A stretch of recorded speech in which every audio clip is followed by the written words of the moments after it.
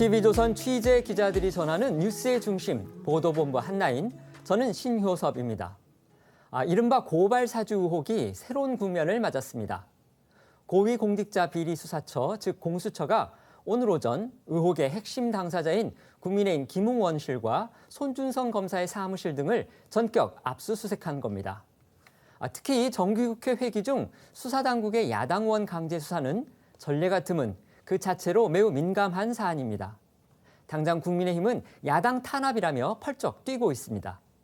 하지만 진실규명을 위해선 수사는 불가피한 수순인 것도 사실입니다. 문제는 수사의 과정과 결과 모두 얼마나 공정하고 또 중립적으로 이루어지느냐입니다. 국민도 이 부분을 주목할 것입니다. 코로나 상황 먼저 알아보고 정치권 현안 자세히 짚어드리겠습니다. 이번 주에도 이틀 연속으로 확진자가 2천여 명을 넘어서는 등 4차 유행은 여전히 현재 진행 중입니다.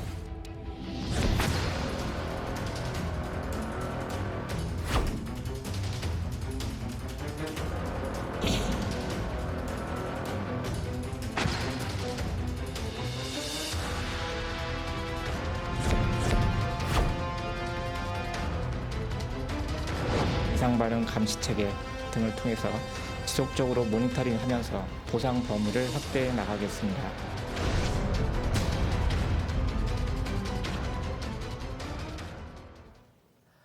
백신 접종의 속도가 붙는다는 건 아주 좋은 소식입니다. 하지만 백신에 대한 시민들의 걱정은 여전한 것 같아요. 네, 그렇습니다. 코로나 확산세를 잡는 중요한 전제 조건 중에 하나가 바로 예방접종인데요. 하지만 백신 5접종과 부작용 의심 사례가 잇따라 보도되면서 시민들은 우려를 나타내고 있습니다. 이 백신 부작용 의심 사례에 대해서는 잠시 후에 자세히 짚어드리도록 하고요. 먼저 코로나 신규 확진자 현황부터 보겠습니다. 오늘 0시 기준 국내 코로나19 확진자는 1,892명 발생했습니다. 이 중 1,857명은 지역사회에서 나왔고요. 이 확진자의 70% 이상이 수도권에서 나와서 수도권을 중심으로 확산세가 이어지는 추세입니다. 자, 4일 만에 2,000명 아래로 내려왔지만 여전히 높은 수치입니다. 66일째 네 자릿수를 이어가고 있어서 안심할 수는 없는 상황입니다. 자, 이처럼 확산세가 꺾이지 않으면서 김부겸 국무총리가 이 4차 유행은 여전히 현재 진행형이라고 하면서요. 예방접종률이 아무리 높아진다고 해도 방역 상황이 안정되지 못하면 우리 모두가 간절히 바라는 일상 회복은 멀어질 수밖에 없다. 이렇게 우려를 표시했습니다. 또 일각에서는 위드 코로나 기대감이 커지는 것에 대해서는 결코 방역을 완화하자는 의미가 아니다. 이렇게 경계했고요. 그러면서 이 접종에 적극 참여해 줄 것을 거듭 당부했습니다. 정부가 백신 접종에 힘을 쏟고 있는데 추석 이후에는 자녀 백신으로 2차 접종을 맞을 수도 있다. 이런 계획이 나왔어요? 네, 맞습니다. 현재 자녀 백신의 경우 네이버와 카카오 등 앱을 통해서 1차 접종 예약만 가능한 상태죠. 그런데 당국은 자녀 백신 활용도를 높여서 접종률을 제고할 방침인데요. 이와 관련해서 방역 당국의 목소리 자세히 들어보시죠. 저희가 그 자녀 백신 활용을 이제 좀 높이기 위해서 SNS 자녀 백신 당일 예약 서비스로 이제 2차 접종도 예약해서 접종일을 좀 당겨서 접종할 수 있도록 시스템 개선을 준비 중에 있습니다. 다만 이제 이 시행에는 조금 시간이 걸리기 때문에 잠정적으로는 이제 추석 이후로 현재는 계획을 하고 있습니다. 네, 이렇게 되면 화이자와 모더나 백신 1, 2차 접종 간격을 앞당길 수 있게 되는데요. 그렇죠. 원래 화이자는 3주, 또 모더나는 4주 간격이었어요. 네, 그렇습니다. 화이자와 모더나 백신 접종 간격이 백신 수급 불안정으로 4주로 통일이 됐다가 지금은 6주까지 늘어난 상태인데 정부는 다음 달 백신 수급 상황까지 고려해서 접종 간격을 재조정할지 여부를 검토하기로 했습니다. 네, 백신 수급이 원활해지고 접종률도 높아지는 건 분명 희소식이지만 예방 접종 후에 이상 반응 신고 건수도 덩달아 증가하고 있는데요. 지난 8일 기준으로 코로나 백신 예방 접종 후 이상 반응 의심 신고 사례가 총 20만 724건으로 집계가 되는데 신근염과 백혈병 등 다양한 이상 반응들이 보고가 되고 있습니다. 또 최근에는 백신을 맞고서 소장이 썩는 증세를 보였다. 이런 신고 사례도 잇따라 나오고 있어요. 네, 그렇습니다. 이 화이자 백신을 맞은 뒤에 이 소장 괴사 증상을 보였던 24살 초등학교 남자 교사가 사망한 지 얼마 지나지 않아서 이 부산에서도 복막 투석과 당뇨를 앓고 있던 50대 남성이 이 화이자 백신을 맞은 뒤에 소장이 괴사하는 일이 발생했다고 해당 남성 부인이 청와대 국민청원에 글을 올렸습니다. 충북 제천에서는 이 평소 기저질환이 없던 것으로 알려져 있는 50대 남성이 모더나 백신을 맞은 뒤 22일 만에 이 소장 괴사로 사망하는 일도 발생을 했습니다. 자, 이에 유족은 백신과의 인과성 규명을 요구하고 있는 상황입니다. 전문가들은 어떤 의견이죠? 네, 전문가들 사이에서도 의견이 분분합니다. 이 한 전문가는 소장이 괴사할 수 있는 이상 반응 중 이제 가장 연관성이 있는 건 혈전증이라고 말을 했는데요. 하지만 혈전증 관련 이상 반응 대부분은 이 아스트라제네카에서 나타나고 모더나나 화이자에서 많이 나타나는 이상 반응은 아니라고 했습니다. 또 다른 전문가들은 혈전이 발생한 위치부터 확인할 필요가 있다고 말했습니다. 네, 방역당국은 이런 사례와 관련해서 이 백신과의 인과성을 검토하겠다 이런 입장입니다. 다만 아직 세계적으로 이 mRNA 백신이 혈전을 일으킨다는 사례가 보고된 적이 없어서 과학적 근거가 더 필요하다고 덧붙였습니다. 중앙일보 보도입니다. 방역당국 관계자는 이 청와대 청원 내용을 토대로 유럽의약품청과 미국 식품의약국 등 이 데이터를 분석하고 있지만 유사한 사례가 없는 상황이라고 하면서요. 아스트라제네카와 얀센의 경우에 혈전과 인과성이 확인이 됐지만 mRNA 백신은 그렇지가 않다 이렇게 전했다고 합니다. 부작용과 관련된 사례들이 계속 나오고 있는데 백신 접종 받고서 뇌사 판정받았다 이런 신고 사례도 있더라고요. 네, 그렇습니다. 앞서 지난 7일에 청와대 국민청원에는 가족들의 주장에 의하면 기저질환도 가족력도 없던 걸로 알려진 50대 여성이 화이자 1차 접종을 받고 뇌사 판정을 받았다는 사연이 올라왔었는데요. 청원인은 어머니가 쓰러지기 직전까지 저랑 대화를 했는데 아직도 이 상황이 믿기지 않는다며 건강하던 어머니가 하루아침에 갑자기 뇌사 상태가 됐다면서 울분을 토하기도 했습니다. 네, 이처럼 백신 접종자들에게 기존에 없던 새로운 부작용들이 나타나면서 정부가 의료비 지원 기준과 대상을 확대해야 한다는 목소리가 커지고 있는데요. 마침 정부는 어제부터 일부 이상 반응에 대해서는 경증이라 하더라도 의료비를 지원하기로 했습니다. 앞서 방역당국은 그간 접종 후 중환자실에 입원을 하거나 이에 준하는 질병이 발생한 사례 중 근거자료 불충분으로 인과성을 인정받지 못한 경우에만 의료비를 지원을 해왔는데요. 이제는 심근염과 심낭염 그리고 혈소판 감소증 등 세계보건기구가 모니터링이 필요하다고 인정한 이상 반응의 경우 경증이더라도 의료비를 1,000만 원까지 지원받을 수 있습니다. 이 방역당국은 이상 반응에 대한 국가 책임을 강화하기 위한 것으로 이전 접종자에 대해서도 소급해서 적용할 예정이라고 했습니다. 들으신 대로 백신 접종을 맞고 부작용을 호소하는 그런 사례들이 계속 이어지고 있어서 백신에 대한 불신 이 부분이 아직도 가시지 않고 있습니다. 그런데 정부가 이제 어제부터 일부 이상 반응에 대해서는 경증이라 하더라도 의료비를 지원하겠다 이렇게 발표를 했습니다. 충분한 대책이라고 보십니까? 일단 기자들의 리포트에서도 나타났지만 지금 청와대 국민청원 있지 않습니까? 국민청원을 들여다보면 보건복지 분야에서 상위 30개 그 청원 중에 절반 이상이 바로 부작용과 관련된 호소가 있다는 거예요. 상위 10위권만 하더라도 역시 절반 이상이 해당 그런 부작용에 대한 억울함 또 부작용에 대한 호소 이런 것들이 있다는 건 어떤 의미겠습니까? 지금 소통이 안 되고 있다는 거죠. 피해자로 그 생각하는 분들, 가족분들이 어디다 호소를 하는데 호소하더라도 당신들이 알아서 입증을 하라. 지금까지 그런 입장이에요. 그래서 실질적으로 법의 사례에서도 보면 지금 정해져 있는 법에 이것이 구체적으로 어떤 경우다라고 명시가 안 돼 있는 거예요. 물론 새로운 경우가 계속 나타나니까 그럴 수도 있겠지만 이렇게 되는 경우는 청장의 재량이 너무나 커요. 그러니까 질병관리청에서 이것을 보느냐 안 보느냐에 따라서 이것을 부작용이라고 보느냐 안 보느냐에 따라서 결국 그냥 이제 당국의 유권 해석이 유권 해석의 관건이라는 재량권이 얘기군요. 너무 넓다는 네. 거예요. 그래서 대법원 판례에서도 이것을 왜 피해자가 적극적으로 이걸 해야 되느냐 인과관계를 이런 어떤 2017년도 판결이 있거든요. 그렇기 때문에 일단 전향적으로 좀 더 바뀌어야 된다. 피해자가 억울해하지 않도록 미리 어찌됐든 포괄적으로 다 인정을 하고 만약에 부정수급이라면 나중에 뭐 구상권을 청구하든 그런 좀 적극적이고 포괄적인 그런 이 인식으로 바꿔야지만 이 부작용에 대해서 백신의 부작용에 대해서 두려움이라든지 혹은 소통이 더 원활해질 수가 있다는 거죠. 네, 알겠습니다. 고위공직자범죄수사처, 즉 공수처가 오늘 오전 국민의힘 김웅 의원실과 손준성 당시 대검 수사정보정책관의 자택 사무실에 대한 압수수색에 들어갔습니다. 이른바 윤석열 전 검찰총장의 고발 사주 의혹에 대해서 강제 수사가 시작된 겁니다. 영상 먼저 보겠습니다. 분위기상 볼 때는 수사로 전환될 것으로 보여요. 그리고 그 좀 임박하지 않았나 이렇게 보고 있습니다.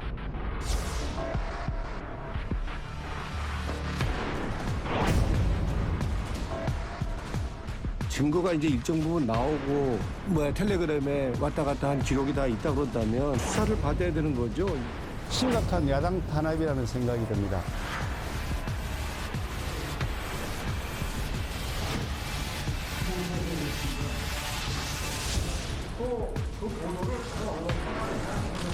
이게 과거부터 해온 선거 때마다 등장하는 이 정치 공작하고 프로세스가 똑같습니다. 어떤 방향이지 결론을 국민들에게 빨리 내라 이런 얘기를 하고 싶습니다. 질질 끌면서 뭐 냄새나 계속 풍기고 이러지 말고 빨리 확인할 거 확인해가지고 결론을 내라.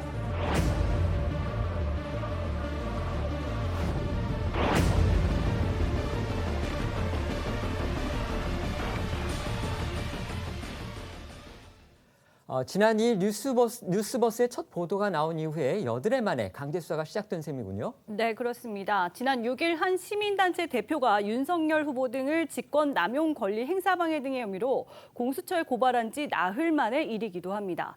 공수처는 오늘 오전 고발 사주 의혹의 당사자로 꼽히는 김웅 의원실과 또 손준성 당시 대검 수사정보정책관의 자택, 사무실에 대한 압수수색에 들어갔는데 김웅 의원은 지난해 4월 총선을 앞두고 손준성 당시 대검 수사정보정책관으로부터 범여권 인사들에 대한 고발장 등을 받아서 당에 전달했다는 의혹을 받아왔었죠.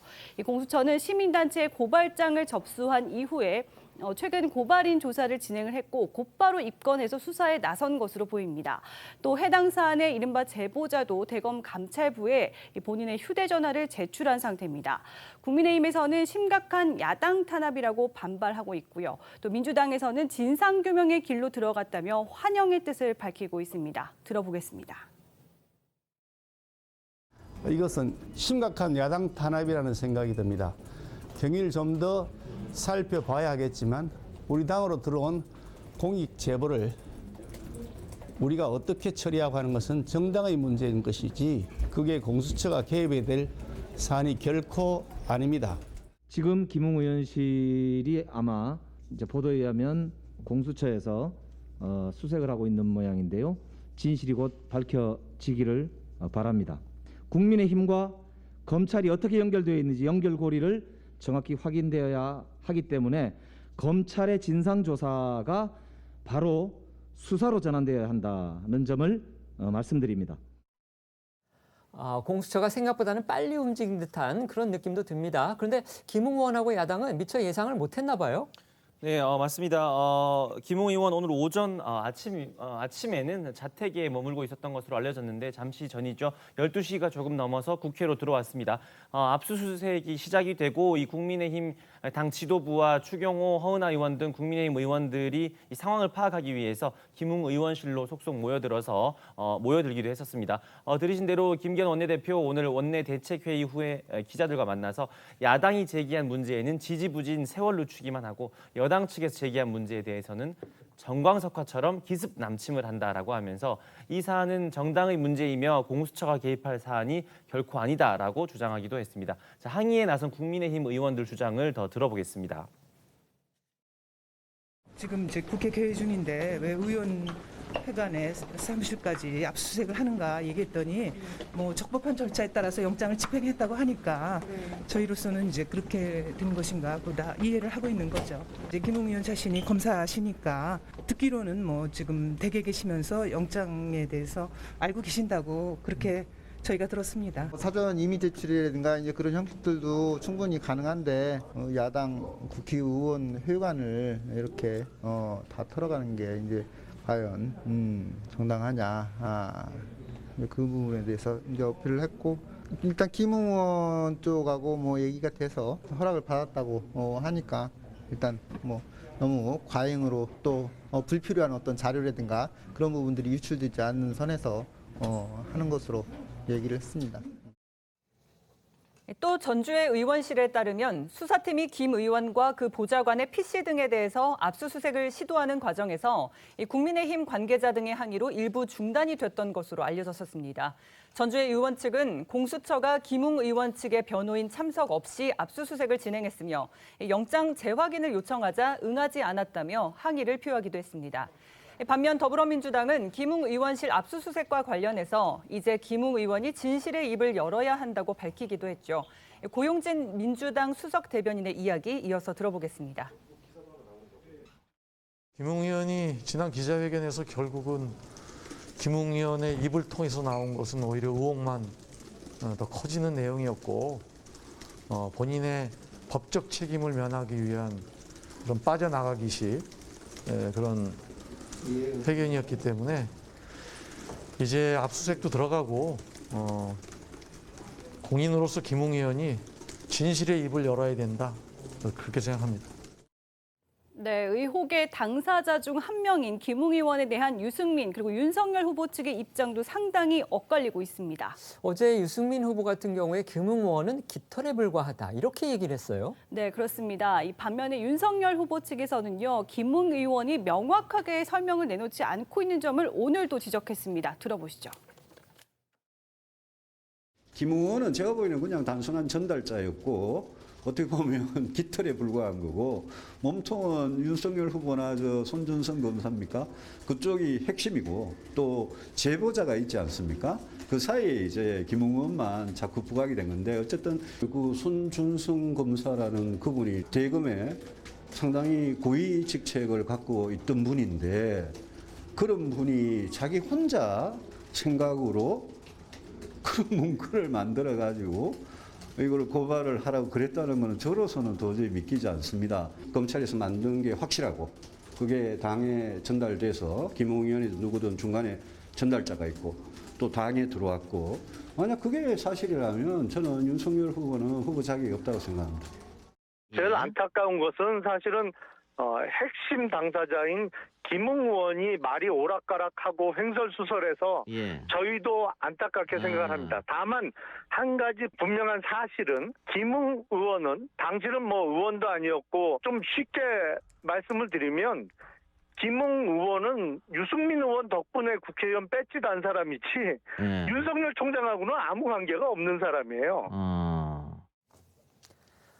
공수처의 강제 수사가 시작되자 야당은 보신 것처럼 강하게 반발하고 있습니다. 야당의 대응 어떻게 보십니까? 네, 뭐 국회 회기 중에 이렇게 공수처가 이렇게 현역 국회의원실에 들어온다는 것은 야당으로서 일정 정도의 반발의 빌미가 될 수 있다고 생각합니다. 그러나 기본적으로 뭐 방금 이종성 의원도 얘기했다시피 김웅 의원의 합의하에서 허락하에서 또 불필요한 과잉된 자료가 유출되지 않는다는 전제에서 수사에 서로 간에 협조하고 소통이 된다면 그런 부분에서는 실제로 여러 가지 의혹이 많은 것 자체가 국민의힘 스스로에게도 부담이 되기 때문에 뭐 지금 현재 제가 봤을 때는 야당 의원의 반발이 그렇게 높은 것도 아닌 것 같아요. 일정 정도 문제 제기를 할 수가 있고 그래서 충분히 통제하에서 또 공수처와 또 수사당국과 협의하에서 이 문제가 진행될 수 있지 않겠냐 생각이 들고요. 또 그런 것을 통해서 빨리 이 문제를 의혹을 풀어가는 것이 또 김웅 의원에게도 좋고 또 국민의힘이나 이와 연관된 뭐 윤석열 후보나 다른 유승민 후보 다른 그 후보들에게도 좋지 않겠나 그렇게 생각이 듭니다. 네. 내부 조사와 감찰에 준하는 그런 조사는 검찰이 사실 먼저 시작을 했는데 또 정식 수사는 공수처가 일종의 치고 나오는 그런 모양새가 됐습니다. 이 공수처의 수사 시기 적절하다고 보십니까? 일단 지금 국민의힘 입장에서는 자업자득이다라는 생각이 좀 들어요. 지금 리포트에서도 보셨지만 사실 국민의힘이 이것이 단일한 어떤 목소리로 김 의원께서 말씀하셨듯이 어떠한 이유로도 회기 중에 국회의원의 의원회관실을 당사자도 없는데 아무리 뭐 적법한 절차라지만 그건 안 된다라는 어떤 단일화된 목소리를 내지도 못하는 형국이에요. 유력 후보자들끼리 서로 뭐 공격하는 그런 모양새고 그러다 보니까 아무런 어떤 그런 원칙 없이 지금 받아들인 상황이지만 저는 그럼에도 불구하고 좀 안타깝다. 첫 번째 이건 검찰이 자신의 명예를 걸고 사실은 빨리 감찰에 더 많이 착수하고 더 수사에 어떤 열의를 보였어야 됐다. 왜? 검찰의 어떤 시스템이 지금 붕괴되는 미래를 사실을 담보 못하는 그런 사건이거든요. 그럼 검찰이 지금 유야무야하고 좀 더 이렇게 확실하게 못하는 사이에 공수처로 지금 이 공수처가 더 빨리 지금 움직이지 않았습니까? 이건 검찰이 사실 비판을 받아야 될 때문 현재의 검찰이 대목이고 말씀하셨던 어떤 부분 저는 그럼에도 불구하고 어찌됐든 회기 중에 공수처가 이렇게 나선 것은 이 야당에서 한 목소리로 유감 표명이라도 해야 된다고 저는 생각합니다.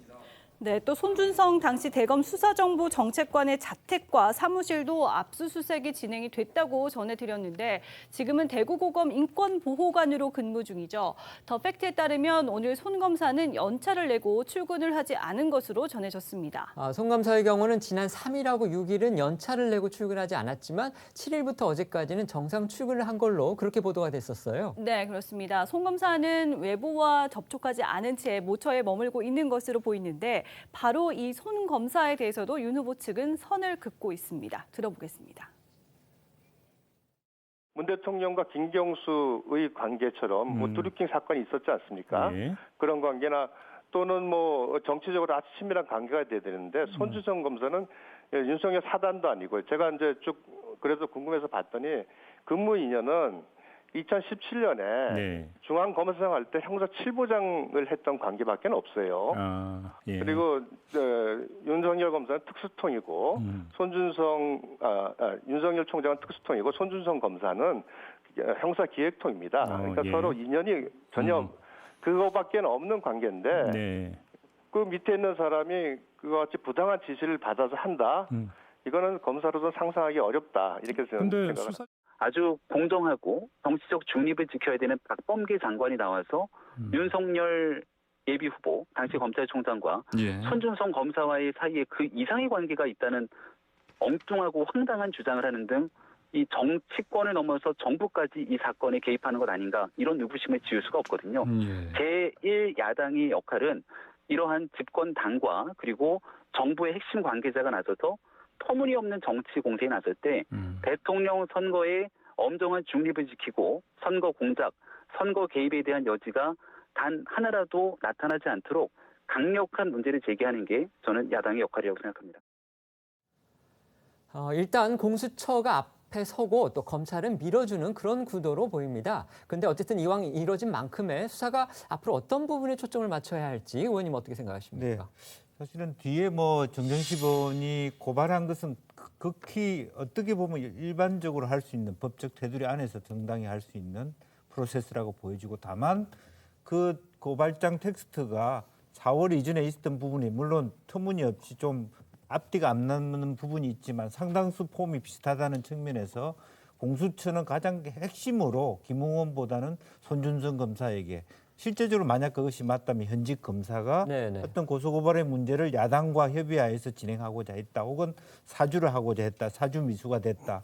이런 부분들은 핵심적으로 공수처가 다룰 만한 부분이 아니겠습니까? 이제 그런 면에서 그런데 초점을 둘 것 같고요. 사실이. 그래서 실제 그런 기획을 한 적이 있느냐. 그리고 실제적으로 지금 나타나는 바에 의하면 고소장을 직접 손 검사가 쓰지는 않더라도 쓸 수 있는 누가 쓸 수 있는 충분한 자료를 제공했을 가능성에 대해서 아마 짚어볼 것이라고 보여지고 그런 부분이 해외이 되면 그 다음에는 아마 이제 실제적으로 그 사건이 일어났을 때는 뭐 국회의원도 아니었습니다만은 그 전후에 김웅 현 의원의 역할은 무엇이었는가 이런 것을 아마 집중적으로 물어보지 않을까 싶습니다. 네, 여기에 이른바 뉴스버스의 제보를 직접 했다는 사람이 등장을 했습니다. 어제 JTBC 보도였습니다. JTBC에 내가 대검찰청에 공익신고를 한 제보자다. 이렇게 밝혔다는 거예요. 네, 맞습니다. 이 JTBC는 이 제보자와 협의를 해서 실제 목소리는 방송하지 않겠다라고 안내를 했는데 그러니까 이 익명의 인물은 얼굴도 목소리도 드러내지 않은 채 이 자신이 제보자라고 주장을 하면서 김웅 의원에게 당시 자료를 받은 것은 맞지만 당에 따로 자료를 전달하지는 않았다. 이렇게 이야기를 한 겁니다. 김웅 의원이 당시 전화로 대검찰청에 고발장을 접수하라고 이야기했는데 당시엔 그 의미를 몰랐고 대화방 캡처에 나온 손준성이란 인물이 검사인지도 몰랐다. 이렇게 말한 것으로도 전해졌습니다. 이어 자신의 제보는 정치 공작과는 전혀 무관한 일이라고 하면서 김웅 의원에게 자료를 받은 사실을 뉴스버스 측에 알렸을 뿐이라고 주장을 했다고 합니다. 그러니까 요약해보면 이 제보자를 자칭하는 분의 얘기에 따르면 김웅 의원한테서 문제의 그 자료들을 받은 거고 그다음에 김웅 의원이 본인한테 대검의 고발장을 접수하라고 했다. 이 말을 주장을 하고 있는 겁니다. 네, 그렇지만 자신은 당에다가 그 자료를 전달하지는 않았다라는 얘기죠. 이른바 제보자를 둘러싼 주장들도 들어보겠습니다.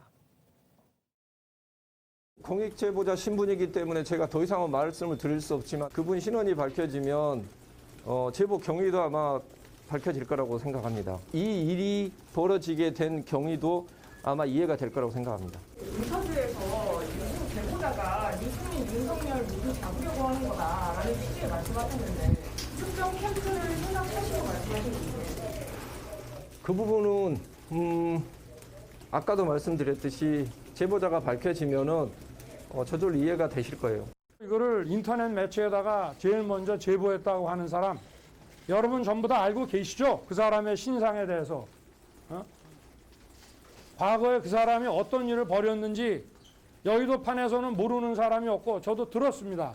여기 계시는 분들 아마 전부 아실 거예요. 근데 그 사람이 어떻게 갑자기 언론의 제보부터 먼저 한 사람이 어떻게 갑자기 공익제보자가 됩니까? 그렇게 폭탄을 던져놓고 숨지 말고 당당하게 나와서 그 디지털 문건의 출처, 작성자에 대해서 정확히 대라 이 말입니다. 치사하게 숨어서 오지 말고 의혹을 제기하는 사람은 그것이 사실이 아니면 책임질 각오를 하고 그렇게 좀 해주시기를 바라겠습니다.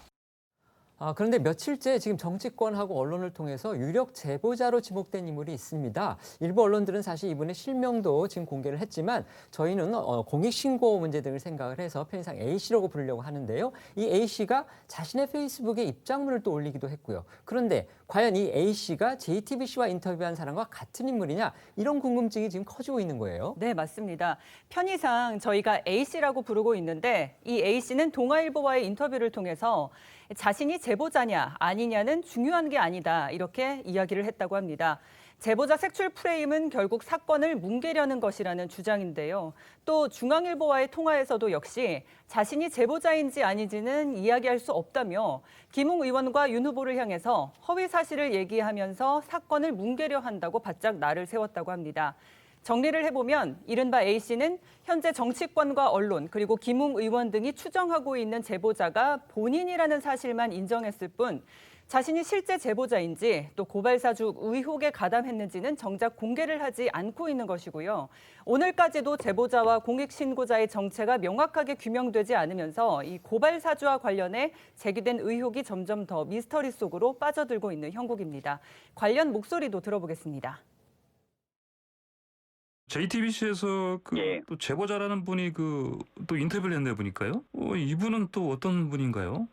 그러니까 이분은 익명의 그늘 뒤에 숨어서 또 인터뷰를 하지 않았습니까? 이분이 그때 공익신고자라고 하는 그늘 뒤에 숨어서 익명으로 인터뷰를 하게 되고 그분이 인지 아닌지 또 다른 인물인지 사실은 더 헷갈려질 수밖에 없는 일들이죠.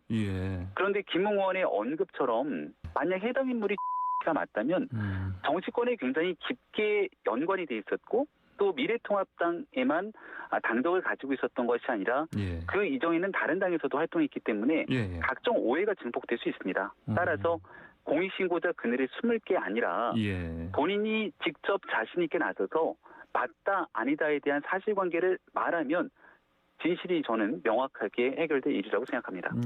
JTBC의 제보자는 뉴스버스의 제보자입니까? 저희가 JTBC 보도에서 그분이 뉴스버스에 알렸다 이 얘기를 직접 하셨으니까 그분과 그분 동일하다고 봐야겠죠. 저희가 이제 제보자에 대해서 특정될 수 있는 부분은 말씀을 안 드리겠습니다. 현재 공익신고가 돼 있고 그래서요. 제보자 문제와 관련해서 일각에서는 이 제보자 색출 프레임을 거는 거는 이 사건의 핵심을 가리기 위해서 굉장히 위험한 발상이다 이렇게 주장을 하고 있고요. 또 다른 한편에서는 이 인물이 누구냐에 따라서 사건의 성격이 달라지기 때문에 그의 신뢰성을 검증하는 것도 상당히 중요하다 이렇게 또 반박을 합니다. 위원님은 어떻게 보십니까?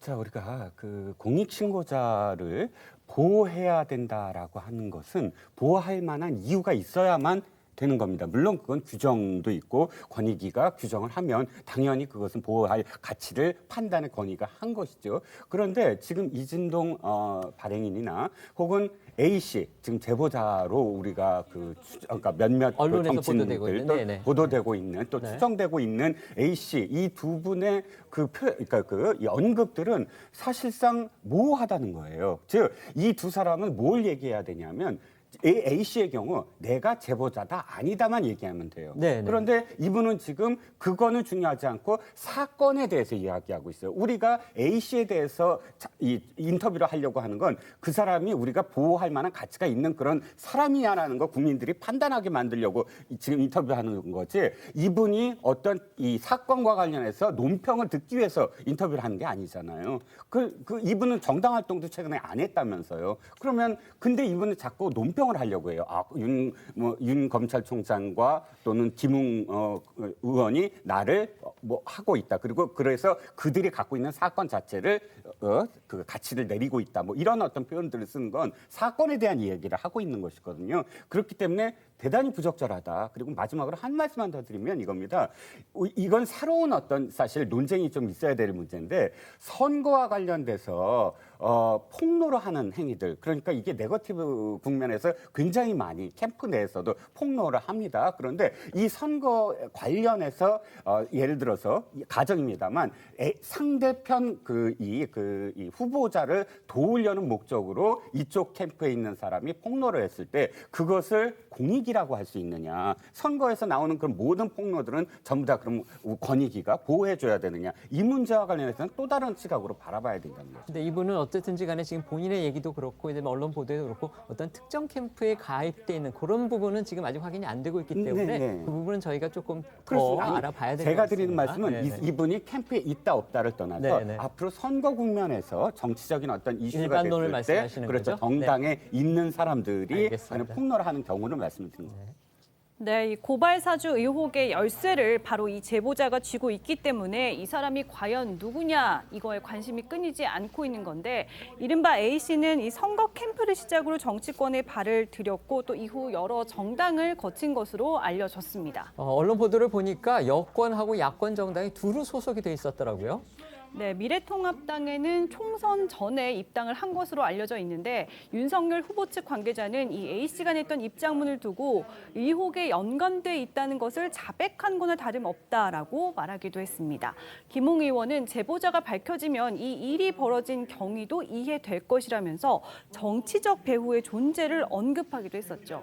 다만 A씨가 이재명 후보 캠프 소속이어서 제보한 것이라는 루머가 있기도 했는데 본인이 반박을 했고요. 또 이재명 지사 캠프에는 동명이인이 활동 중인 것으로 알려졌습니다. 그리고 여기에 이 제보자의 공익적 자격으로까지 논란이 옮겨붙고 있는 것도 눈여겨볼 대목입니다. 대검은 이례적으로 제보자를 공익신고자라고 발표를 했는데 어제 국회에 출석한 전현희 권익위원장은 공익신고자 지정은 권익위의 고유 권한이라면서 대검의 발표를 사실상 부정했습니다. 들어보겠습니다. 검찰이 무슨 국민권익위도 아닌데 월권을 해서 이게 공익신고자 신분입니다라고 이렇게 밝힐 수 있는 법적 권한이 없죠. 월권이라고 생각하지 않습니다. 공익신고라는 제보까지 했지 않았습니까? 그러면 그 증거 사실로 가지고 빨리 밝혀야죠. 적어도 5개 이상의 제목에 해당할 여지가 가정적이긴 합니다만 그런 여지가 있고 간단한. 자, 장관님 이렇게 하면 이제 벌써 공작의 냄새가 풍긴다고 이렇게 되는 겁니다. 대검이 왜 이런 권익 권한을 침해하는 결정을 했는지 그 이유를 한번 생각해 보셨습니까? 대검에서는 공익신고 요건에 부합한다고 판단을 한 것 같고요. 그 부분은 그러면 앞으로 국회의원들도 이렇게 이제 바로 조치해 주면 된다는 거네요? 요건이 구비가 되었을 때 권익위에 확인을 받아서 추후에 권익위 확인을 받아야 된다는 얘기가 요체죠. 맞습니까? 최종적인 판단 권한은 권익위에 있습니다. 네. 전현희 권익위원장은 제보자가 공익신고자 보호 신청을 하지 않았다면서 이 법대로라면 대검이 권익위에 판단을 요청해야 한다고 말했습니다. 그러니까 공익신고자 요건을 충족했다는 대검의 발표는 또 어딘가 좀 삭반된 그런 발표예요. 네, 이 때문에 야당은 검찰이 월권을 했다고 지적하고 있는 것이고요. 검찰이 왜 이렇게 신속하게 이른바 제보자를 공익신고자로 발표를 했는지도 의문이 남는다는 시각이 있는 겁니다. 들으셨던 대로 지금 제보자의 공익신고자 자격을 둘러싸고서 권익위와 검찰의 입장이 제각각이라는 그런 인상을 줍니다. 그런데 정작 지금 정치권에서 가장 크게 또 중요하게 다뤄지고 있는 논쟁거리는 바로 이 제보자의 신분이 드러나야 되는 것이냐 아니면 계속 익명으로 보호를 해야 되는 것이냐 아마 이 부분일 겁니다. 네. 의원님은 어떻게 생각하십니까? 사실은 오히려 그러니까 그 여러 가지 국민들이 알고자 하는 그런 부분들을 빨리 해명하기 위해서는 공익 제보자냐 아니냐 이걸 논쟁하기보다는 빨리 해명을 하는 것이죠. 그래서 드러내는 것이 맞는데 또 논쟁이 벌써 다른 경우에 비해서 너무 빨리 공익 제보자라고 어떤 대검이 했고 또 대검이 과연 그것을 설정할 수 있는 자격이 있는가가 또 국회에서 논란이 되고 있기 때문에 그 자체가 아마 검찰로서도 부담이 될 수 있을 거라고 보여지고 지금 현재로 보면은 오늘도 이렇게 김웅원이라든지 손준성 검사의 공수처의 압수수색이라든지 어떤 그런 것들이 이루어진다면 이 논란보다는 빨리 제보자가 그 사실을 공개하는 것으로서 그 흐름을 빨리 넘어가야 되지 않을까 그렇게 생각이 듭니다. 네, 이런 가운데 최강욱 대표의 고발장 초안이 당시 미래통합당 지금의 국민의힘 법률지원단장이던 검찰 출신 이 정점식 의원에 의해서 당무감사실로 전달된 사실이 확인됐습니다. 지난 8일 정점식 의원은 저희 TV조선과의 통화에서 8월경에 해당 보고를 받은 뒤에 공익적 목적에 따라서 당무감사실에 전달했다고 했습니다. 또 이 보좌진이 당시 고발장 초안을 가져와서 검토해달라고 얘기를 했고 검토 이후에 또 최강욱 의원에 대한 고발 필요성을 느껴서 당무감사실장에게 초안을 전달했다고 했습니다. 다만 정 의원은 해당 초안을 누구로부터 받았는지에 대해서는 기억이 나지 않는다고 했습니다.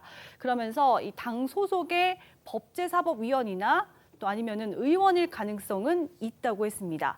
네, 그러면서 이 손준성 검사나 김웅 의원 그리고 또 이 현재 제보자로 거론되고 있는 인사 등과는 해당 초안과 전혀 무관하다고 말했습니다. 그러니까 정리해보면 정 의원은 당시 최강욱 의원에 대한 고발장 초안은 본인이 당무감사실, 당 당무감사실에 전달한 것은 맞다. 하지만 그 출처는 어디서 왔는지 기억이 나지 않는다. 이렇게 지금 주장하고 있는 거예요.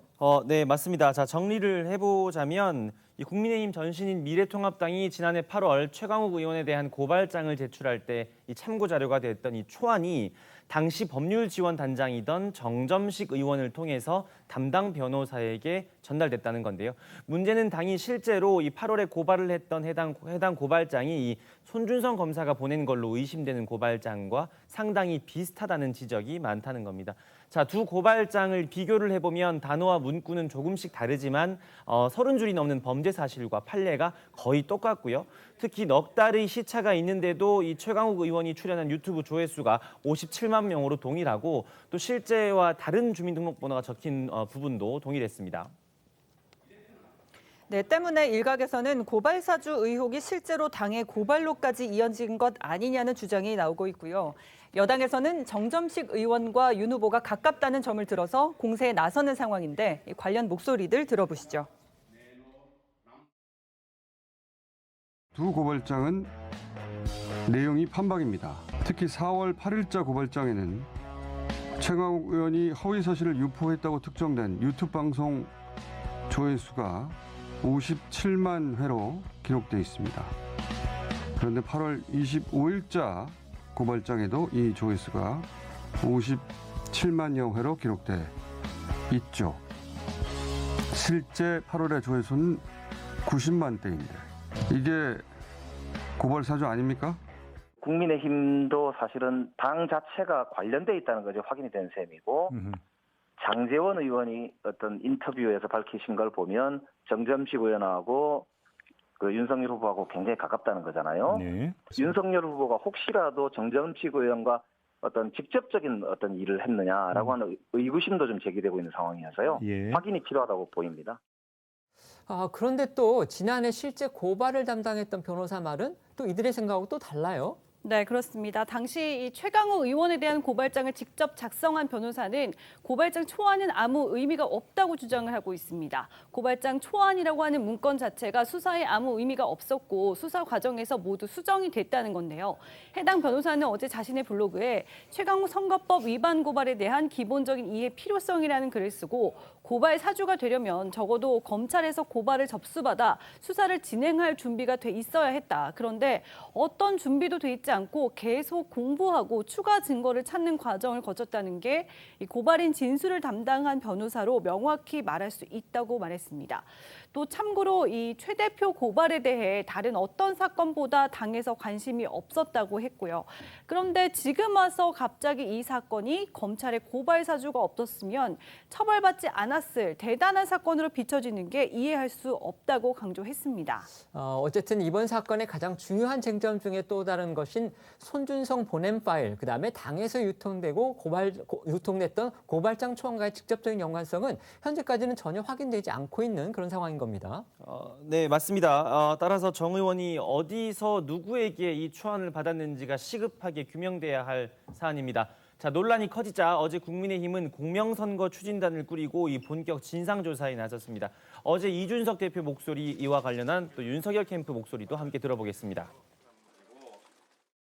저희도 살펴보긴 하겠지만은 아직까지 저희가 언론에 나온 내용 이외에 특별한 사안을 알고 있지는 못합니다. 그래서 그 공익제보자로 지정되신 분이 누구인지도 저는 정확히 파악 못하고 있습니다. 그래서 아마 그런 부분은 저희도 언론 이상으로 알지는 못한다 이렇게 파악하시면 될 것 같습니다. 원문에 입수해가지고 어떤 경위인지 살펴볼 수 있도록 그렇게 하겠습니다. 이런 부분도 역시 김재원 최고위원님께서 맡으시는 공명선거 추진단에서 살펴볼 수 있도록 그렇게 조치하겠습니다. 이 문제를 풀어야 될 당사자는 사실 첫 번째는 김웅 의원이고 두 번째는 손준성 검사가 부인하고 있습니다만 손준성 검사의 관계. 결국은 당이 이 문제를 문건을 접수받아서 고발했는지 아닌지에 대한 여부기 때문에 전적으로 당이 나서서 문제를 해결해야 될 상황이라고 생각을 합니다. 윤석열 캠프 측에서는 그러니까 당이 해결해야 될 상황이다 이러면서 선을 긋는 모양새군요. 네, 맞습니다. 적극적이지 않은 이 당 지도부의 대응에 대해서 이 불만을 표시한 것으로 보이는데요. 반면 민주당은 공세 수위를 높이고 있습니다. 오늘 송영길 대표는 최강욱 대표 고발장을 제출할 때 참고했던 초안을 정점식 의원이 변호사에게 전달했다는 사실이 드러났으니 국민의힘도 공범이라고 주장을 했고요. 대선 주자인 추미애 후보는 정점식 의원이 윤 후보의 오른팔이라며 강제 수사를 촉구하기도 했습니다. 오늘 민주당의 목소리도 들어보시죠. 특히 국민의힘은 최강욱 대표에 대한 고발장이 제출할 때 참고했던 초안을 정점식 당시 법률지원단장이 담당 변호사에게 전달됐다는 사실까지 드러났는데 이러면 이미 국민의힘이 공범으로 참여하게 된 것입니다. 공명선거 추진단이라는 이름부터 이준석 대표의 아니란 인식이 드러납니다. 이게 무슨 가짜뉴스 사태입니까? 뭐 공명선거 추진단장의 공명선거하고는 전혀 거리가 먼 김재원 의원을 임명했다고 합니다. 이 타당 선거의 선거인단으로 잠입했던 김재원 의원. 박근혜 정부 청와대 정무수석 시절에 최순실 국정농단을 현장에서 보고도 모른 척했던 바로 그 김재원 의원입니다. 지금 들으셨던 대로 송영길 대표는 국민의힘을 이번 사주 의혹, 특히 최강욱 의원에 대한 고발 관련해서 공범이라고까지 지금 표현을 하고 있습니다. 그런데 또 생각해보면 정점식 의원이 과연 그 고발장 초안을 어디서 누구한테 받았는지에 따라서 이번 또 사건이 또 향방이 달라질 수도 있을 것처럼 그렇게 보이는데 막상 당사자인 정 의원은 지금 기억이 안 난다고 하고 있거든요. 네. 이거 어떻게 봐야 될까요? 사실 이제 김웅 의원을 통해서 그 고발장이 김웅 의원이 만들어질 수 있고 혹은 손 검사가 그 기본 자료만 줄 수도 있다고 보여져요. 그러니까 어쨌든 그럼에도 불구하고 쟁점이 되는 것은 그러니까 여당이 공격할 빌미가 되는 것은 원본 그것이 뭐 사주를 위한 것이든 아니면 기본적인 개인의 어떤 문제의식에 의한 고소고발이든 간에 그 텍스트와 본 텍스트에 있어서 4개월의 차이에도 불구하고 그것이 거의 변경 없이 고발이 이루어짐으로 인해서 생기는 어떤 공격 지점이거든요. 조회수가 왜 그때하고 변하지 않느냐 하는 것들은 사실 국민의힘이 부조리한 측면이 분명히 있는 거죠. 사실은 그런 면에서 이제 명확하지 못한 부분이고 저는 한편으로 보면 정정식 의원부터 이어지는 부분은 저는 적법하다고 볼 수 있어요. 정당이 그런 부당한 선거법 위반에 대한 고발할 자격이 있기 때문에 다만 이제 그 텍스트 자체의 오리지널리티가 있다. 그거 자체가 그러면 현직 검사로부터 나올 수 있는 가능성 때문에 문제가 되는 것이거든요. 이제 그런 면에서 정확하게 국민의힘에서 빨리 파악할 필요가 있고 특히 그 중심에 김웅 의원이 있기 때문에 이것을 두루뭉실하게 기억이 난다 모른다 이렇게 얘기할 것이 아니다. 뭐 그런 말씀을 드립니다. 네, 이런 가운데 의혹을 최초로 보도한 뉴스버스 이진동 발행인은 오늘 한 라디오에 출연해서 이번 고발사주 의혹의 진상을 규명할 핵심은 작성자라고 했습니다. 어떤 이야기인지 들어보겠습니다. 고발장의 내용 그리고 이게 실제 고발이 됐느냐 실행이 됐느냐 이런 분도 있을 수 있고요. 고발장 작성자가 누구냐도 굉장히 중요한 부분이거든요. 그렇죠. 왜 한 명이 했느냐 여러 명이 또 이렇게 조직적으로 했느냐 이런 사건을 규정할 수 있기 때문에 중요한 부분이어서 앞으로는 그 단계별로 하나씩 진상 규명이 이루어질 걸로 보고 있습니다. 네, 이 발행인은 의혹을 조사 중인 대검이 고발장 등을 전달한 통로인 텔레그램 메시지가 조작된 정황이 없다고 결론을 내렸다는 보도도 언급을 했습니다. 오늘 아침 한국일보를 보면 대검 감찰에서 휴대폰 포렌식한 결과 손준성 보냄을 통해서 미래통합당한테 건너간 텔레그램 메시지들이 조작된 정황이 없다. 이렇게 결론을 냈다는 보도가 좀 있었다고 강조를 했고요. 이 법조인 대관에 소속된 인물이 2만 6천여 명 정도 되는데 이 손준성은 당시 대검 수사정보정책관을 지낸 손준성 검사 딱 한 명이라고 말했습니다. 그러니까 뉴스버스 측은 고발장을 여러 명이 만들었을 가능성이 있다. 그러면서도 그렇지만 결국은 출처는 손준성 검사일 것이다. 이렇게 주장을 하고 있는 거예요. 네, 맞습니다. 특히 이 발행인은 이 윤 후보가 기자회견에서 손준성 수사정보정책관의 모든 일을 총장이 어떻게 알겠는가라고 한 것에 대해서도 메시지 발신 주인공이 손준성 검사라는 게 입증이 될 수도 있겠다 싶어서 그때를 대비해서 선을 그은 것으로 판단한다 이렇게 주장을 했습니다. 하지만 여전히 손 검사는 이 논란의 고발장을 작성한 적이 없다는 입장입니다. 자, 한겨레 보도입니다. 어제 오후 한겨레 기자와 만난 손 검사는 이 거듭 고발장을 작성한 바가 없다고 말한 것으로 전해지고 있습니다. 다만 한겨레는 이 손 검사가 고발장을 본 적은 있는가라는 물음에는 답을 하지 않았다라고 전했습니다. 그러니까 작성한 바는 없다. 하지만 고발장을 본 적이 있느냐는 질문에는 답을 하지 않았다. 보도가 맞을 텐데 이거는 상당히 여러 가지 해석을 나올 수도 있는 그런 부분이에요. 네, 이와 함께 손 검사와 관련한 이 최강욱 대표의 의미심장한 발언도 주목이 되는데요. 어제 최 대표의 이야기도 직접 들어보시죠. 손준성 검사 제가 개인적으로 잘 안다고 말씀드렸습니다만은 결코 능력이 떨어지거나 아둔한 친구가 아닙니다. 그러니까 이제는 상황 판단을 할 것 같고 에피소드를 하나 말씀드리자면 제가 어제 본회의장에서 이렇게 나오는데 우리 국민의힘 쪽 의원 두 분이 저한테 오셔가지고 이걸 어떻게 하려고 손준성 검사가 이게 아니라고 부인하고 있는지 모르겠다라고 오히려 걱정들을 하시더라고요. 당사자인 손준성 검사도 결코 혼자 죽지 않을 것 같습니다. 최강욱 의원의 말 중에서 재미라고 하기에 표현하면 좀 어떨지 옆에가 있을지 모르겠습니다만 당사자인 손준성 검사도 결코 혼자 죽지 않을 것 같다. 이렇게 얘기를 했어요. 이거 어떻게 봐야 될까요? 최강욱 대표는 아마도 이 사건의 어떤 본질이 손준성 검사 이외에 상당히 어떤 배후가 있다. 그래서 그 배후까지 함께 손준성 검사가 지금 부인하는 이유에 대해서 좀 설명하는 과정이거든요. 그러니까 부인하는 것은 내가 일단 나를 지키기 위함이지만 더 정확하게는 나 혼자가 아니다라는 거를 지금 암시하는 게 아니냐. 그게 이제 윤석열 후보를 생각하는 걸까요? 그러니까 최강욱 대표 입장은 그렇죠. 윤석열 대표를 포함해서 상당히 많은 어떤 그런 이 관련자들이 있다. 그 관련자들이 있기 때문에 지금 손준성 검사가 대단히 억울한 어떤 심정을 표현한 게 아니냐라고 최강욱 대표는 지금 생각을 하고 있는 것 같아요. 네, 고발장을 둘러싼 의문은 최강욱 대표와 관련한 고발장이 아닌 또 다른 고발장을 두고도 이어지고 있습니다. 지난해 4월 3일 오후 4시 19분 손준성 보냄으로 전달된 20쪽 분량의 고발장에 대한 건데요. 국민일보는 이 고발장 내용을 분석한 결과 사진 전송 시점 이전에 작성됐다고 하기 어려운 내용이 여러 곳에 등장하고 또 고발장 전반부와 후반부의 형식이나 이 수준이 확연히 다르기 때문에 동일인이 작성했다고 보기 어려운 대목이 곳곳에서 보인다고 보도를 했습니다. 네, 국민일보 보도입니다. 해당 고발장은 채널A 사건 제보자 지모 씨의 행위를 중심으로 구성이 된 것으로 전해지고 있습니다. 지 씨가 뉴스타파와 MBC 기자들에게 허위 정보를 제공을 해서 당시 윤석열 전 검찰총장 부부와 한동훈 검사장을 비방하는 보도가 나가게 했고 여권 인사들이 이를 확대 재생산했다는 내용이 고발장의 골격이고 이 고발장 6번째 쪽부터 시작하는 본문도 피고발인 지모 씨라는 주어로 시작이 되는 겁니다. 그런데 이 정작 피고발인 13명 명단에는 지 씨가 빠져 있는데요. 앞서 뉴스버스 측은 이 고발장 전달자인 김웅 의원이 제보자에게 전화를 해서 이 대검 민원실에 접수하라고 말했다고 전했지만 이 고발장은 큰 하자가 있는 상태였던 겁니다.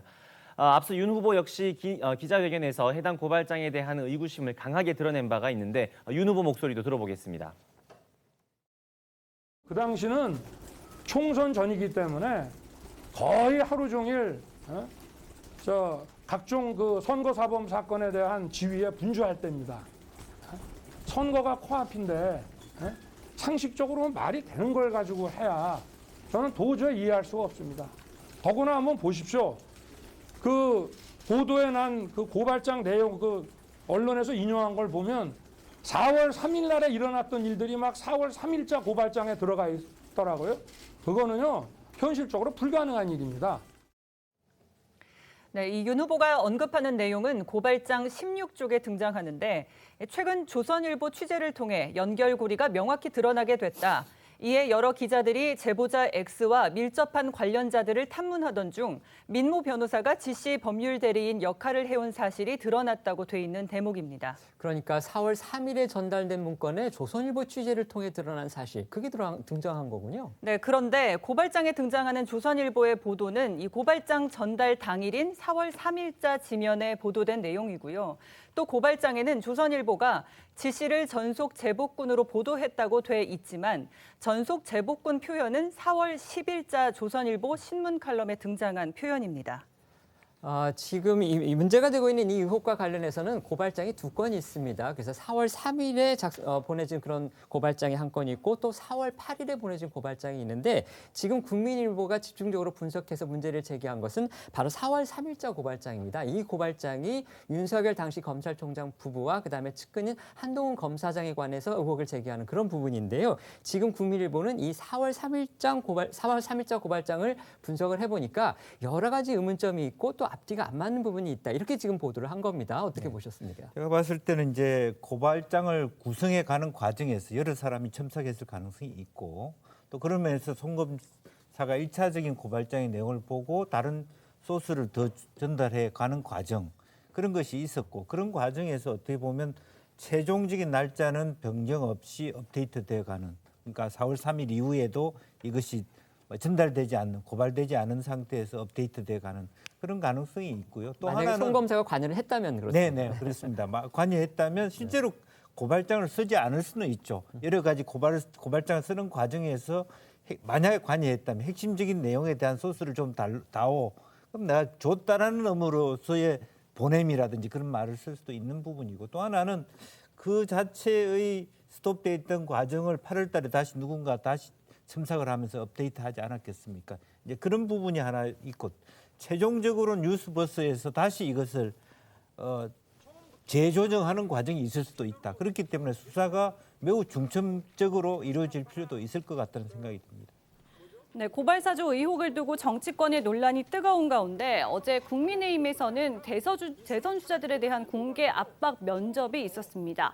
국민면접관으로 진중권 전 교수 그리고 김준일 대표 등이 참여하면서 예상됐던 대로 날카로운 질문들을 쏟아냈는데 경선 흥행몰이에 불을 지피기에 충분했다는 평도 있지만 또 면접에 참여한 야권 대선 주자들 사이에서는 면접하며 모욕을 주는 당은 처음 본다는 등의 불만이 쏟아졌습니다. 먼저 영상 보시겠습니다.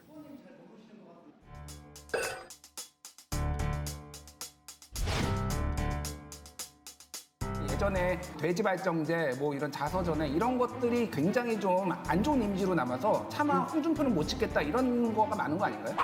그렇습니다. 아 맞나요? 그러니까 골수 좌파고 왜 골수니까 그런 사람은 저한테 안 옵니다. 억지 논리를 말씀하시는 지금 면접관이 내가 참 그 생각이 좀 답답합니다. 국민 유승민 후보만 지금 배신자 뭐 이렇게 이미지 아이콘이 있어서 그 질문하시는 분은 제가 배신자라고 생각하세요. 배신자라고 생각하시니까 저한테 그런 표현 쓰시는 거 아니에요? 오수지 감사원장이 최재형 정권을 심판하겠다라고 해서 중도에 그만둔다라면 그거는 어떻게 말씀하시겠어요? 뭐 제 최재형 정권을 심판하겠다는 일이 벌어지지 않도록 해야 되겠죠. 아니 그러니까 그런데 그렇게 됐다라면은 된다면 뭐 그분이 어떻게 판단하시는지 그분이 판단하실 일이라고 저는 아무 문제 없는 거. 일단 영상만 봐서는 뭐 웃음소리도 들리고 하지만 후보들의 속내는 상당히 불편했던 것으로 그렇게 보여요. 네, 국민의힘 대선 주자들이 경선 후보자 공개 면접에서 이 진중권 전 동양대 교수 등 면접관들의 압박 면접에 이 진땀을 흘린 분위기죠. 면접관들이 각 후보들을 검증하기 위해서 정책 공약을 비롯한 과거 행적 등 다방면을 파고들면서 홍준표 후보와 유승민 후보 등 유력 주자들도 이들의 송곳 질문을 피할 수 없었던 겁니다. 이 후보들은 특유의 화법으로 방어하거나 반발하면서 면접의 이 긴장감을 높였는데 이 홍준표 후보에게는 과거 막말 논란에 대한 입장과 비례대표 폐지 공약 등에 대한 질문이 이어졌습니다. 이에 대해서 홍 후보는 특유의 화법으로 면접관들과 신경전을 펼쳤는데요. 비례대표를 없애면 헌재에서 위헌 판정을 받는 것 아니냐는 진중권 전 교수의 질문에 지난 탄핵 때 헌재하는 것을 보니 헌재도 폐지하는 것을 검토해야겠더라 이렇게 맞받치기도 했습니다. 또 과거 성희롱성 발언 등에는 수긍하는 답을 하면서 면접관들 사이에서 웃음이 터지기도 했는데 화면으로 보시죠. 전국들이 생각하고 여성들은 왜 홍준표 후보를 지지를 안 할까요? 혹시 이게 예전에 그 여성 비하, 막말, 발언, 뭐 입에 담기도 그렇지만 뭐 돼지발정제, 뭐 이런 자서전에 이런 것들이 굉장히 좀 안 좋은 이미지로 남아서 차마 홍준표는 못 찍겠다 이런 거가 많은 거 아닌가요? 그렇습니다. 아 맞나요? 2017년 3월에 한경 비즈니스하고 인터뷰를 하셨는데요. 기자가 이렇게 질문했어요. 일부 주자들이 모병제와 군복무 단축을 공약했습니다라고 하니까 그 답변하시는데 택도 없는 이야기입니다. 표 얻으려는 얄팍한 술책에 불과합니다. 모병제 그때 반대하셨어요. 그런 일이 있었어요?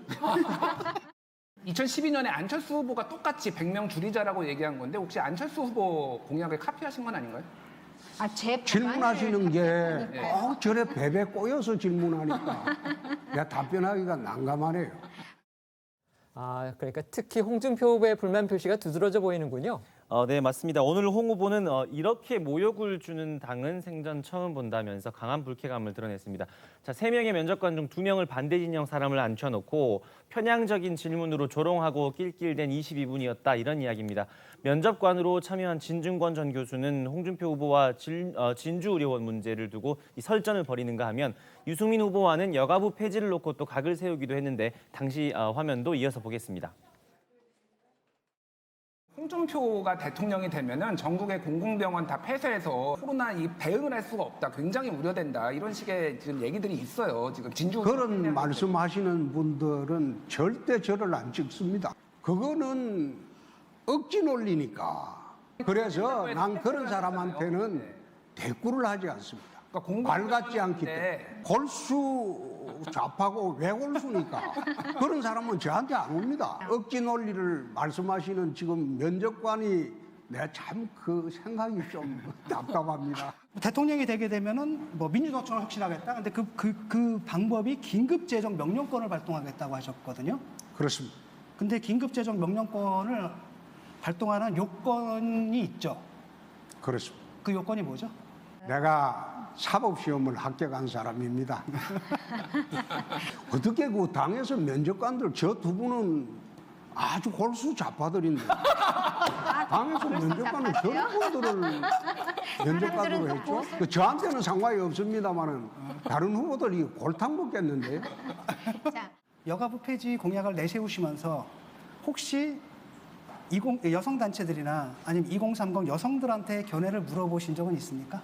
진 교수님 기억하실지 모르겠는데 4년 전에 SBS에서 대선 후보 면접 토론할 때 진 교수님 그때 패널로 오셨어요. 그때 패널 중에 한 분이 저한테 여가부 폐지에 대해서 물었더니 제가 바로 그 자리에서 저는 평소에 여가부 폐지하고 양성평등을 하는 게 좋겠다 이렇게 말씀을 드렸고 그때는 진 교수님 아무 말씀 안 하시더니 요즘은 왜 그러시는지 모르겠는데요. 네, 홍준표 후보는 오늘 페이스북에 외골수 생각으로 살아온 분들의 편향적인 질문으로 후보의 경륜을 묻는 게 아니라 비아냥대고 조롱하고 낄낄댄 22분이었다면서 압박 면접을 혹평했는데요. 26년 정치하면서 대통령 후보를 면접하는 것도 처음 봤고 또 면접하며 모욕을 주는 당도 생전 처음 본다. 공천관리위라면 이해가 가지만 공천이 아닌 경선관리위에 불과하다고 했습니다. 물론 재밌긴 했다는 얘기도 있었는데요.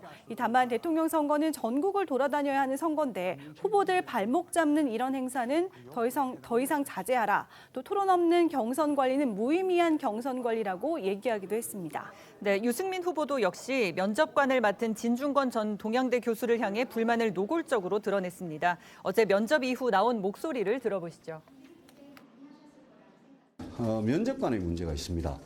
제가 알기로는 진중권 교수는 윤석열 후보를 공개적으로 지지한 사람으로 알고 있는데 선관위가 어떻게 저런 분을 면접관으로 모셨는지 모르겠습니다.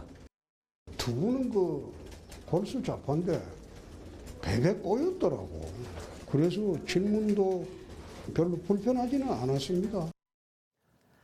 진중권 전 교수의 반응도 궁금합니다. 네, 진 전 교수는요, 역으로 공정성을 문제 삼은 유승민 후보를 향해서 불만을 드러냈습니다. 왜 이제 와서 딴소리냐 이런 취지인데요. 진 전 교수는 오늘 페이스북을 통해서 국민 면접관 제의를 받으면서 두 개의 조건을 내걸었다며 하나는 매우 까칠할 것이니 딴소리하지 마라. 둘째, 이편 저편 가리지 않고 까칠하게 할 것이니 나중에 누구 편을 들었니 따위는 소리하지 말라. 이렇게 말했습니다. 진 전 교수는 이 두 조건을 받지 않을 거면 안 하겠다고 했는데 이 이야기가 후보들에게 전달이 잘 안 됐나 보다며 유승민 전 의원에 대해 할 말이 있는데 적당한 기회에 하겠다는 말도 덧붙였습니다. 진중권 전 교수가 면접관으로 섭외되면서 이런 후폭풍이 예상되지 않은 건 아니었지만 생각보다 후보들 불만이 거센 것 같아요. 어제 국민의힘 면접 어떻게 보셨습니까? 일단 저는 이제 이런 면접 방식이 옳으냐 그르냐라는 문제는 좀 제기될 수 있을 것 같아요. 그러니까 대선 후보들을 지금 우리가 검증하는 과정이 진짜 무슨 공천을 주거나 이런 게 아니잖아요. 근데 특정 어떤 면접관들이 이런 질문을 하는 과정이 대선 후보를 평가하는 데 있어서 정말 합당한 것인가? 이건 좀 문제 제기가 필요하다는데 이왕 하기로 한 것이고 다 받아들였다면 그렇다면 예를 들어서 홍준표, 유승민 두 후보가 문제 제기를 할 때 이러이러한 질문은 편향적이었다거나 이런 내용은 내가 추가로 정말 나는 이렇게 답하고 싶었는데 못했다거나 이런 내용을 갖고 저는 말을 하면 모를까. 다 끝난 다음에 이 사람들은 좌파다라는 이유로 그 과정을 탄핵하는 것, 그 과정을 신뢰도를 떨어뜨리는 것, 그거는 사실 응한 사람으로서, 응한 후보자로서 다시 뒤끝으로 보일 수가 있다는 것이죠. 그래서 한 말씀 더 생각이 난 게 홍준표 후보가 그랬잖아요. 지금까지는 학예회 같았다고. 왜 정책 발표나 비전 발표에 이번에는 학예회 같지 않고 사실은 굉장히 치열하지 않았습니까? 그러니까 어쨌든 결과적으로 봤을 때 응했다면 충분히 거기에 대해서 수긍한 거니까 더 이상 뒷말을 하는 건 그러니까 그 협량의 정치다라고 생각이 듭니다. 네, 어젯밤 국민의힘 이준석 대표는요, 면접에 대한 당내 평가가 어떤지 물음에 대해서 이 진중권을 왜 부르냐는 문자가 폭주하고 있다고 전하기도 했습니다. 자, 여기에 이 라디오 프로그램에 진 전 교수도 함께 출연을 했었는데요. 두 사람의 이야기 들어보겠습니다. 진중권 왜 부르냐 이런 문자가 폭주하고 있습니다. 실시간 방송 중에도 계속 진중권 욕하는 글들이 많이 올라왔다고요. 문자에 보면 왜 죄다 좌파만 불렀냐. 특정 후보의 지지자라고 생각됩니다만은 좌파 얘기가 그렇게 많더라고요. 그리고 우리 진중권 작가와 김준일 대표 선정한 이유가 있을 텐데.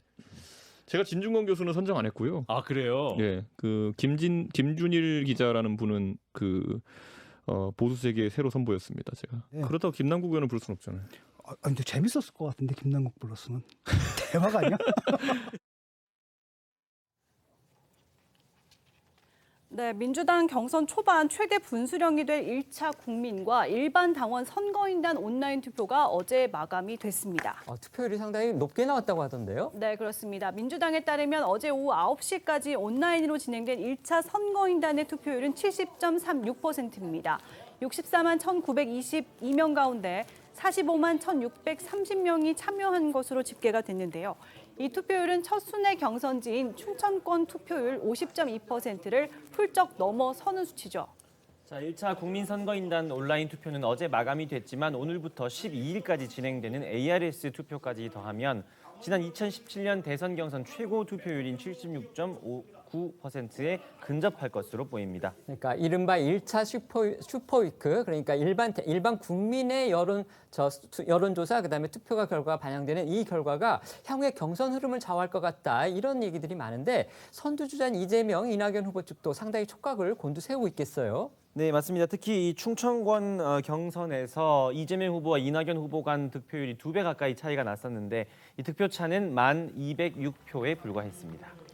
네, 이재명 캠프는 1차 슈퍼위크에서 승기를 쥐면 결선 투표 없이 본선행을 확정 지을 가능성이 크다고 보고 마지막까지 투표율을 높이는 데 주력하고 있습니다. 이낙연 캠프 역시 지지자들을 투표로 얼마나 끌어내는가를 관건으로 꼽고 있는데요. 특히 이낙연 후보가 의원직 사퇴라는 배수의 진을 친 게 얼마나 지지자를 결집시킬지도 관심사입니다. 이 양 캠프 관계자들의 목소리를 모아봤습니다. 국민 여러분, 저희가 낙관한다 이렇게 딱 단정돼서 말씀드릴 수는 없는데요. 지금 최근에 흐름이 굉장히 좋고요. 저희들이 이제 어떤 외형적인 그런 부분보다는 조금 더 현지 분위기는 더 좋은 그런 것들이 느껴지기 때문에 좋을 것 같긴 합니다. 예. 근데 더 노력을 해야 되겠죠, 마지막까지. 네, 어쨌든 충청권에서의 결과보다는 나은 결과로 이어질 것이라는 기대를 하고 있고요. 선거인단의 투표율이 높아지면 높아질수록 또 저희들도 기대를 해볼 수 있지 않나 이런 생각을 하고 있고요. 또 어제 이낙연 후보가 발표한 의원직 사퇴라는 이런 절박한 호소가 또 당원과 선거인단 여러분께도 전달이 되지 않을까라는 기대를 하고 있습니다. 네, 이런 가운데 이재명 후보는 한 언론사와의 인터뷰에서 이낙연 후보를 비롯한 친문 지지자들 사이에 이재명이 민주당 후보가 되면 차라리 야당 후보를 찍겠다는 주장이 나온다는 질문에 자신이 지지하는 후보가 정식 후보가 안 됐다고 해서 이 진영 자체를 떠나겠다는 사람이 얼마나 있겠냐고 했습니다. 자, 이재명 후보는 우리 민주당 전통은 원팀이다. 민주당의 정권 재창출을 바라는 지지자가 주력이라면서 정권 재창출이 되든지 말든지 문 대통령을 승계할 정권이 생기든지 말든지 난 이 사람 아니면 다른 사람 찍을 거야 라고 하는 사람은 극소수다, 이렇게 강조를 했는데, 그러면서 이낙연 후보의 의원직 사퇴와 관련해서는 제가 말씀드리기는 적절하지 않다라고 말을 아꼈습니다. 내일부터 또 지역 순회 경선이 열리죠? 그렇습니다. 내일은 대구, 경북, 12일은 강원 지역 순회 경선을 진행하고요. 12일에는 1차 선거인단에 등록한 64만여 명의 투표 결과도 공개가 됩니다. 그래서 강원도 경선을 1차 슈퍼위크라고 부르는데 이 64만여 명 선거인단 표심에 따라서 이재명 후보의 대세론을 굳힐 수도 있고 이낙연 후보가 반전의 발판을 마련할 수도 있습니다. 네, 1차 슈퍼위크를 앞둔 오늘 몇몇 후보들이 일제히 전북을 방문했습니다. 이낙연 후보는 오늘 오전 전북 익산시를 방문해서 농가와 시민이 함께 참여하는 익산 지역의 먹거리 순환 시스템에 대해서 살펴봤고요. 또 정세균 후보는 오늘 오후 전주시를 방문해서 전북도 의회에서 기자 간담회를 진행합니다. 박용진 후보는 이 정세균 후보보다 앞서 오늘 오전 전북 도의회를 찾아서 전북 지역 공약 발표 기자회견을 했고, 이재명 후보는 오늘 오전 서울 마포구의 한 음식점에서 을 권리 보장 공약을 발표했습니다. 들으신 대로 이번 주말 1차 슈퍼위크 이렇게 지금 민주당은 부르고 있습니다. 그래서 대구, 경북, 강원 지역 경선 결과가 이번 경선 판도에 또 어떤 영향을 미칠지 상당히 관심을 모으고 있는데요. 어떻게 전망하십니까? 일단 대구, 경북 지역은 이재명 후보에게 굉장히 중요한 지역입니다. 왜냐하면 자신의 출신이 있는 TK가 자신의 출신 지역이거든요. 고향이죠. 네. 고향이죠. 안동이 고향이니까. 그렇기 때문에 거기에서 내가 얼마나 인정을 받느냐를 나중에 이 추석 끝 끝나고 호남 그 유권자들한테 보여줘야 돼요. 그러니까 내가 확장성 있는 후보다라는 걸 보여주기 위한 사실 굉장히 주력해야 될 그런 공간이라고 보이고요. 강원 지역은 사실 강원 지역 자체도 중요하지만 지금 1차 그 선거인단 결과가 2차 슈퍼위크 결과 함께 나옵니다. 그렇기 때문에 또 이낙연 후보에게는 절체절명이에요. 여기서 내가 추격하고 있다는 걸 보여줘야 나중에 추석 끝나고 역시 호남 유권자들에게 이 호남 이외 지역에서 내가 이렇게 추격하고 있습니다라고 보여줄 수가 있거든요. 그렇기 때문에 양쪽 다 사실 굉장히 중요한 그런 그 모멘텀이다라고 보여집니다. 네. 이재명, 이낙연 후보 둘 다 투표율을 높이는 게 상당히 중요하다고 하면서 상당히 투표 독려 운동을 펼쳐왔습니다. 그런데 실제로 높은 투표율이 나타나고 있다. 지금 이렇게 보도가 되고 있는데 투표율이 높은 거 어떤 영향을 미칠 거라고 보십니까? 실제로 보면 투표율이 높다라고 하는 것은 후보에 대한 단순한 당원들의 지지를 뛰어넘어서 캠프가 총력을 얼마나 다했느냐, 말하자면 로얄티 있는 참모들이 얼마나 뛰었느냐를 하고 있고, 또 하나는 1, 2, 3위가 빅3 들이 실제로 지지율과 다르게 좀 더 특히 3위인 정세균 후보가 상당히 많은 예상보다 많은 자기 지지 여론조사 결과보다 많은 투표를 할 수 있습니다. 또 하나는 1차 슈퍼위크의 결과는 지금 1위 차이가 10,000표 정도밖에 차이 안 나는데 10만 표 가까운 표 차이가 납니다. 45만 투표를 깨보았을 때 20여만 표를 예컨대 이재명 후보가 받을 수 있고 뭐 이낙연 후보가 10만 표에 머무른다면 이미 그것은 호남 표심에도 상당한 영향을 끼치고 결선 투표로 갈 거냐 말 거냐까지를 결정할 수 있는 그런 어떤 상당한 임팩트를 주기 때문에 이것이 특히 이재명 후보에게는 관건이 될 것 같습니다. 네, 알겠습니다. 저희는 1분 뒤에 다시 돌아오겠습니다. 오늘 준비한 소식은 여기까지입니다. 저희는 월요일 오후 1시에 더 핫한 소식으로 찾아뵙겠습니다. 시청해 주셔서 고맙습니다.